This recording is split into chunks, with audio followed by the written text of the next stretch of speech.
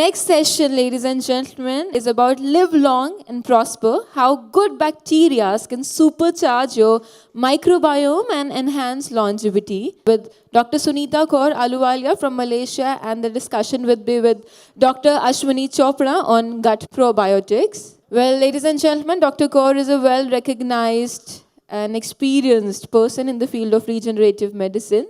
And recently, she has also been awarded the Presidential Award presented by SAAARM. And we can't be more than honored to welcome them here on the stage with your huge round of applause. Please put your hands together. Would like to request Dr. Sunita Kaur along with Dr. Ashwini Chopra to please step up here on the stage. Good morning, everyone. My name is Dr. Sunita. I'm from Malaysia. Let me share with you a very simple way of getting your health span back. Okay? We speak on probiotics today. We've been told that probiotics may be beneficial for you. I'm here to tell you probiotics is vital for you. Why do we need probiotics? What are probiotics? Probiotics are actually live microbes. They are the microbes that are present in your body, and they feed off the food that you eat. Whatever you eat are called prebiotics, and the probiotics feed off the food which you eat. Okay? We have probiotics everywhere in the body. We have it on our skin, we have it on our hair, we have it on our foot. We have 95% of our probiotics, or the live microorganisms, within our gut. The gut is your second brain. Why is it your second brain? Because the microbes that are in your gut will be the ones that will digest your food to the simplest form and produce a metabolite that is vital for your health. We all know we are the food which we eat. I'm here to tell you, you are what the microbiomes you have within your gut. Why? Probiotics are very important. 3 main functions. Probiotics, or the microbiome in your gut, is the one that controls your immune system. It's the one that normalizes all the intestinal microflora in your gut, and they produce a specific metabolite.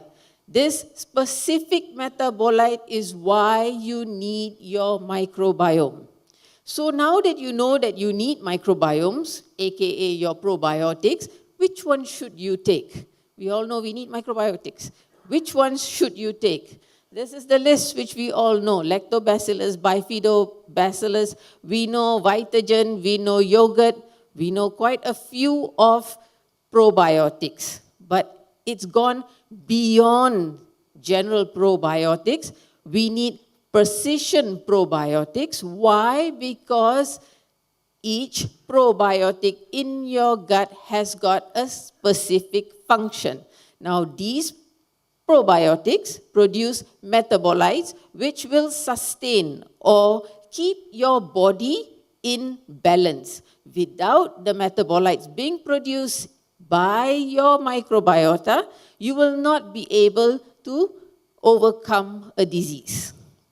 Each microbiota has a specific strain. Each strain will produce one specific metabolite, and that metabolite is the one that will sustain your health. What am I coming to? Very simple. We eat eggs every day, but if you do not have the intestinal microbes that can digest the egg which you are eating, you will not produce the one most important metabolite that we need, called phosphatidylcholine. We can eat the eggs.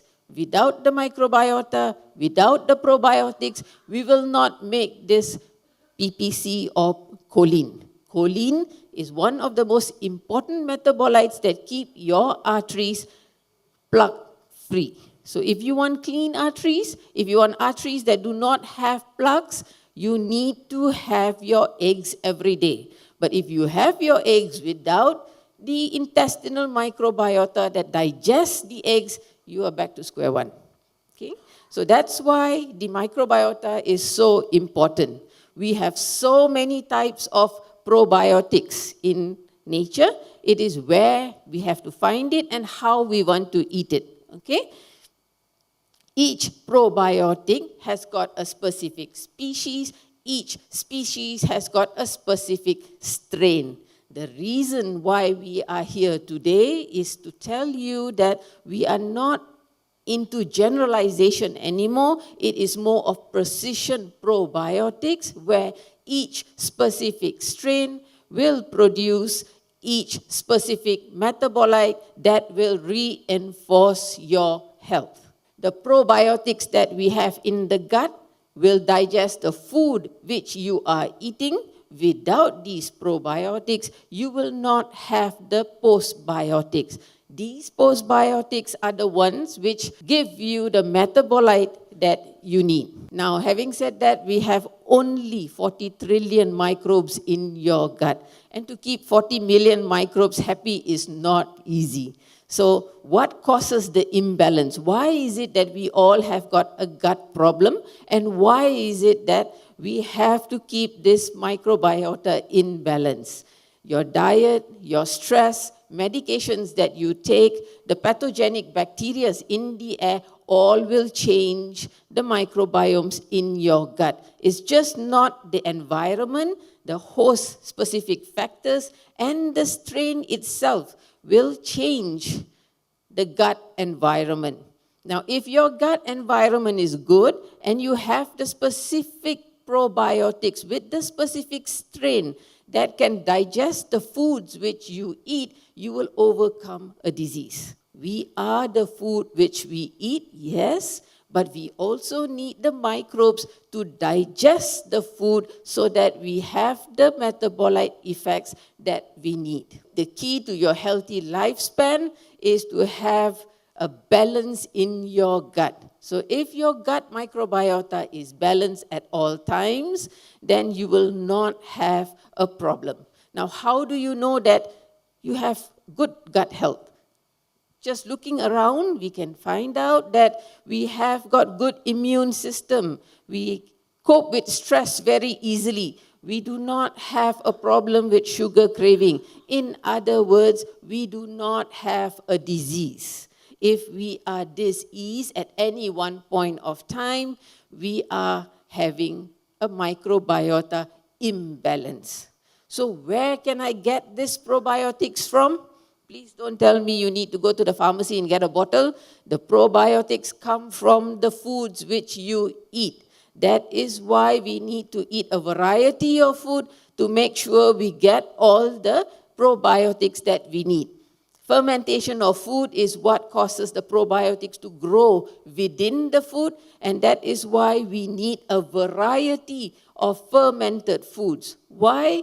Because each food will have a specific probiotic species which produces a specific metabolite. We then go on to make sure that we populate our body with different types of food to get the diversified probiota so that we have a diversified metabolic substances which will go on to keep you healthy. It is just not a matter of probiota, it is also what you feed the microbiomes, hence why we need a variety of foods, especially your carbohydrates, to feed the microbiota so that the metabolite that is produced will overcome the disease. In short, what am I trying to tell you? If you remember just one thing today, we need a variety of bacteria, good bacteria within your gut. We need a balance of bacteria in the gut, and we need the gut bacteria to be diversified. Why? Because the microbes that is in your gut will digest the food that you have to the simplest form to produce the metabolite for you to sustain life. So probiotics is not maybe beneficial for you, probiotics is vital for you. Thank you. So since there are so many species and so many genes and strains, how do you test and where do you test? Because nowadays bioinformatics and the genomic studies can localize which exact bacteria you have in which part of your colon and which is associated with the particular disease. So how does one decide Because nowadays the issue is this new generation probiotics, which means they should be safe, they should be, specific for that particular disease, and so how do you decide that? So we have gone from just taking any probiotic that we want to specifications of probiotic strains. How do we go about doing this? We use a stool test. That's the simplest method nowadays. We collect stool samples, we send it to the lab. The lab will run a test to see which microbes you have within your stools and which microbes you do not have within your stools. Then the doctor, which you are seeing, will go on to repopulate your gut with the deficiencies that you have. Okay, another way of doing this, a very simple way of doing this, okay? You have a disease. Let's say you have got arteries which are clogged. You know that the deficiency will be something like choline. What do? You look for foods which have the probiotics that carry the microbiota. You eat those foods to the point where you do not have a blockage in your arteries anymore.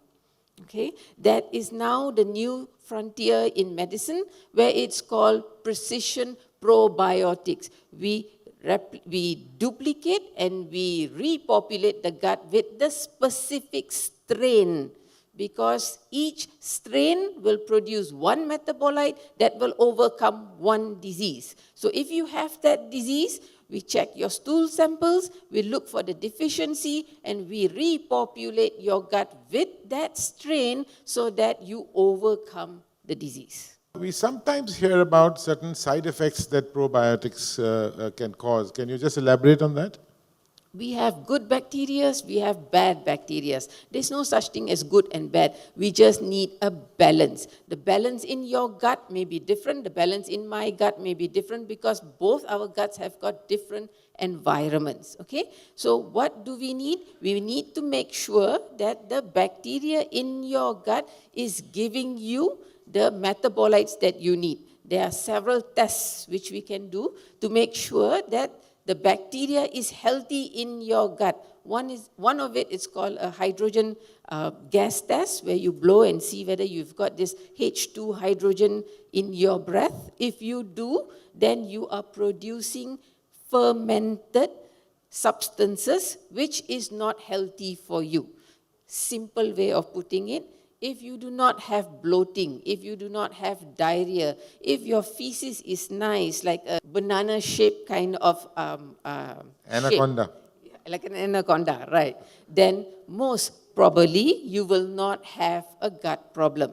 But now we are going into precision probiotics. So one step further, we test. So how do we know? We have to keep testing and testing and testing until we reverse the disease. Another issue, I'm just going a little off track, is that some people who are immunosuppressed or who have certain diseases, or if they are in the ICU environment, that they sometimes don't do as well with probiotics as people who are not in that situation.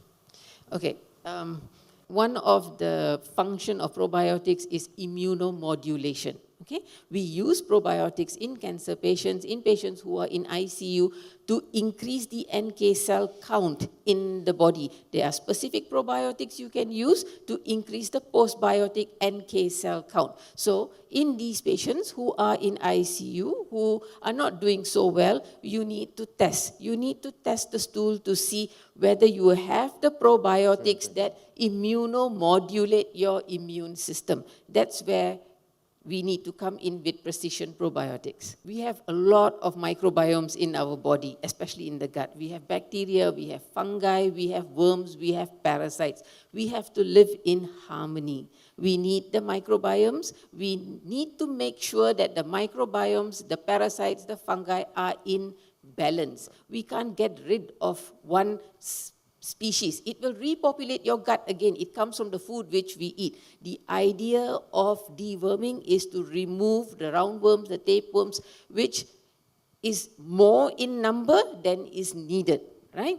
But here what we are trying to do is to keep it in balance. The balanced microflora in your gut is what gives you your health span. Special stool test called GI mapping, where they actually check which bacteria there is, whether you have enough of these metabolites in your system. Like she explained, that these probiotics will produce metabolites, and when they kill bacteria, those killed bacteria will release certain chemicals.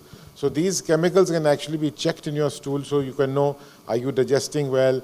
Do you have enough good bacteria? Which are the bad bacteria? Which parasite needs to be eliminated? And so on, like that. So these are special tests which are difficult to interpret, by the way.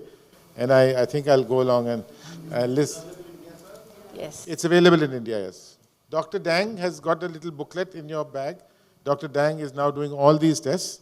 So if you have Dr. Dang's booklets, yeah. That is why a new term, like we have vegetarians and non-vegetarians, we now call it locatarians. That means you have what is locally available. Yes, you're absolutely right. It will change if I like packaged foods, processed food, anything that brings from outside is packaged or processed. So that will really screw up your microbiome. Can I just answer your question? Where do we find microbes? Where? In what do we find? We've got 3 classes of food. We've got fats, we've got oils, we've got carbohydrates. Where do you find your probiotics? It's mainly in the carbohydrate content of food, okay? Take a banana, you put the banana on the table. The banana, which is a green banana, will turn yellow, it will turn black spots, and the banana content will disappear. The microbes would have digested that banana. Now, coming to your question, if I'm here, I'm from Kuala Lumpur in Malaysia, my gut microbiomes are already adjusted to the carbohydrates which I get in Kuala Lumpur. I land here, I'm lactose intolerant, I drink your fantastic masala chai this morning, and guess what? I will end up with a lactose intolerant problem. Genetically, my genetics, I'm not lactose intolerant at all. But because I do not have the microbiota to digest the milk which you have here, I end up with a problem. So all these diets which you are suggesting, they are good, they are fantastic. It is just specifically to each environment. That's why when we change the environment, it will take time for your microbiota to change. If you eat foods which are not your specific staple throughout the day or throughout the week, you do not have the microbiota to digest that food. That's why we run into problems. We run into allergies, we run into bloating, we run into IBS, because we do not have the microbiota. We can adjust. I stay here long enough in Delhi, Dr. Sanjay, if I stay with him for the next 1 month, my microbiota will adjust, and then I go on to digest whatever foods that I have here. Okay? It is just a matter of putting back the carbohydrates, fermented foods that grow the same microbiota here to digest the foods which I get here. That's all. That's why specific strains produce specific metabolites. If we keep changing our environments, we keep changing the food type that we eat, the microbiota cannot keep up. That's why we need tests to see whether you have that specific strain. If you are globe-trotting all over the place, your strains have not adapted to the food which you eat. So, by the time you reach Kuala Lumpur, you will end up with an allergy, right? By the time you are done with Kuala Lumpur and you reach United States, you will end up with an allergy there because you have not adjusted the microbiomes to your food. That's why we have something called jet lag, where we have to adjust our circadian cycle. We have to adjust the microbiota in your food. So if this patient has got a problem, allergy to everything under the sun, you need to do a stool test. You need to look at the strain. You need to see what is the food he is eating and why he is having an allergy. Put back those specific strains, you won't have a problem. They are tailor-made, that's why it's precision probiotics. So we do the stool test, we look at whatever is deficient, and you repopulate your gut with that deficient strain, not the species, the specific strain. Okay? So we have got COVID. COVID, we all know that where does the microbiota that helps you to overcome COVID? Take a guess. Take a guess. We all have got COVID. We all have got microbiotas. We can overcome COVID ourselves. I have not got, thank God. But what food do you know that can overcome COVID? Cheese. Cheese somehow, blue cheese especially, fermented blue cheese, has got the specific strains that overcome or helps to maintain the homeostasis with your lung-gut axis. It overcomes COVID. You maintain the immunomodulation effect that you do not end up with a disease. Generally, fresh, soft cheese have less probiotics, and the hardened cheeses have much more probiotics. One strain produces one metabolite. Give the person that strain, you overcome the disease. Well, probiotics are not like plants that you plant in a garden and wait for them to grow. So you have to continue with your dietary changes, your prebiotics and your natural probiotics for that garden to the fertile soil to remain fertile. Now, it depends on the disease you have. If you have inflammatory bowel disease, then you need it for a much longer time. When we speak about probiotics, now one step further, we have the live microorganisms and we have the spores, all right? Spores stay in your gut and it will germinate whenever there is a deficiency or when you need those probiotics. Live microorganism, roughly plus minus, you last about 4 days in your gut, depending on the environment. So how often do you need to repopulate your gut? It's now going to depend on what type of probiotic you are going to use, live organisms or spores. If you're going to give your patient spores and the environment is good, you probably need it for 2, 3, 6 months. I don't know. Depend on how much is the deficiency. But if you're giving the patient live organism, right? Now this live organism will have to go through your stomach, survive the pH of your stomach, reach the jejunum, and do its whatever it needs to do in your gut. It will last about 4 to 5 days maximum. Whatever live organisms you swallow in a pill comes out within 72 hours. So your question to us is, how long? It depends on what type of probiotics you use. Typically, lactobacillus and bifidobacteria and the Saccharomyces, which are the usual ones used, do not colonize your gut. I mean, they are effective while they are there. And what she was saying, that the spore-based probiotics are the ones that remain in inactive form, are the ones that are really, really helpful. These are soil-based ones. So the the hygiene hypothesis that we should be always clean and keep sterilizing our hands and fingers, let the dogs not lick your mouth and so on.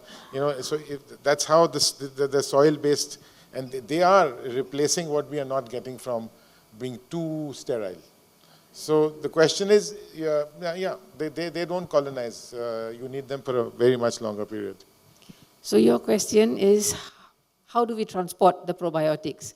That's It's going to depend on whether they're live organisms or whether they are spores. If you're in India, up north here, and it's cold, you can use live organisms. Me, in Malaysia, at 32 degrees, we use spores because how do we transport cold chain? It's going to be very, very difficult, very, very expensive. So we try and make it as conducive as possible for the patients. We use spores, right? So when do we use spores and when do we use live organism will depend on your experience doing probiotics, because only you will know how much of microbiomes you need to give the patients. Okay, what you're trying to say is, I look at the patient's poo, okay? If they come to me with diarrhea, which is like just water coming out, obviously you're going to need at least 2 to 5 billion a day, right? If they come to me with paste like Colgate coming out, okay, maybe 2 billion will do. But if they come to me with just a little bit of diarrhea off and on, most of the time it's quite okay, then we adjust the probiotics to get the live microorganisms together with spores to repopulate the gut. That part of repopulating the gut, unfortunately, nobody teaches us. It comes from experience. So as you do more and more, we always rely on tests because the test will specifically give you the number which is deficient. And from experience and from the product which you are using, that's the other problem. The product which you are using, you will find that you can fine-tune this as much as possible to overcome a disease. Label and see the exact constituents. You have to see the number. You have to see whether they're following good medical practices, whether they are gluten-free, this free, that free, that free.